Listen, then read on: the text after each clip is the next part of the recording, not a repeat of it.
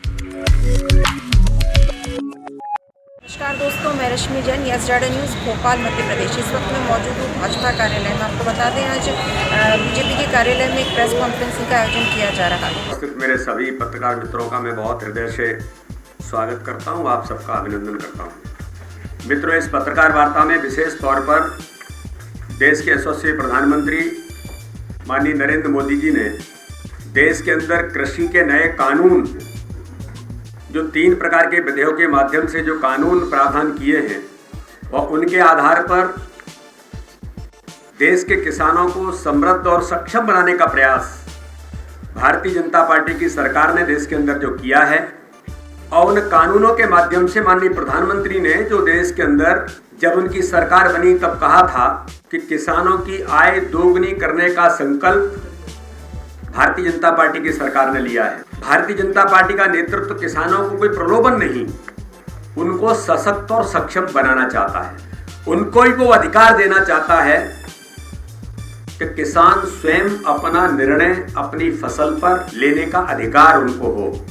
मुझे ध्यान में है, मैं भी एक सामान्य किसान का बेटा हूँ। हम लोग जब पिताजी गांव से चलते थे और उस समय तो बैलगाड़ियाँ होती थी, हम छोटे थे, हम लोग देखते थे कि मंडी के अंदर जाते थे आड़तिया के यहाँ, और आड़तिया आते थे 2-3 और उन्होंने ऐसे फसल उठाते थे 1-2-3 करके और बोली लग गई, किसान को कोई अधिकार नहीं है। यानी इस प्रकार से केवल एक ही देश के अंदर पक्ष है जिसको अपना स्वयं का अपने उत्पादन पर, अपनी फसल पर निर्णय लेने का अधिकार नहीं था। कोई भी देश के अंदर प्रोडक्ट, कोई भी इंडस्ट्रीज, कोई भी क्षेत्र, कोई भी कारीगर अपना काम करता है तो वो स्वयं उस पर बार्गेनिंग भी करता है और निर्णय लेता है कि मेरा प्रोडक्ट मैं इतने में बेचना चाहता हूं, आपको लेना है, अब लीजिए। लेकिन किसान एक ऐसा था जो पूरे देश वर्ग के अंदर उसको अपने फसल पर स्वयं निर्णय लेने का अधिकार नहीं था। भारतीय जनता पार्टी की सरकार ने, चाहे केंद्र के अंदर हो चाहे प्रदेश के अंदर हो, कई प्रकार के प्रावधान, मंडी एक्ट, मंडियों का आधुनिकीकरण, किसानों के इंफ्रास्ट्रक्चर में क्या क्या सुविधाएं दी जा सकती हैं। अगर मैं मित्रों मध्य प्रदेश के अंदर कहूं तो 2003 से पहले मध्य प्रदेश के अंदर केवल 7 लाख हेक्टेयर में सिंचाई होती थी। भाजपा की सरकार बनी, 40 लाख हेक्टेयर से ऊपर सिंचाई की सुविधा भारतीय जनता पार्टी की सरकार ने किसानों को दी। कमलनाथ जी, मेरा आपको बहुत बहुत धन्यवाद है, लेकिन मैं आपसे एक बात जरूर आज कहना चाहता हूं। ये बात अगर आप पहले कह देते तो ये मध्य प्रदेश इतना पीछे नहीं जाता कि आप थक गए हैं, अब आप आराम करना चाहते हैं, तो आप पहले भी थे। लेकिन 1.5 साल आपने मध्य प्रदेश का खराब किया आदरणीय कमलनाथ जी, और आपने मध्य प्रदेश को भ्रष्टाचार से लेकर के दुरावस्था में झोंक दिया। अब लगातार ही कहते रहे, आपने तो जो आप जो कह रहे हैं वो उस वीडियो के अंदर वो कह रहे हैं कि मैंने इतना कमाया है कि कोई नहीं कमा सकता।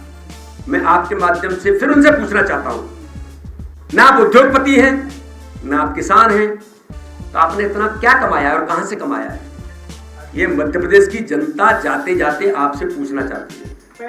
और मैं एक बात और कहना चाहता हूं कि माननीय कमलनाथ जी, आप तो जा ही रहे हैं, अपने मित्र दिग्विजय सिंह जी को भी साथ लेकर के जाइए, तो मध्य प्रदेश और आगे बढ़ेगा।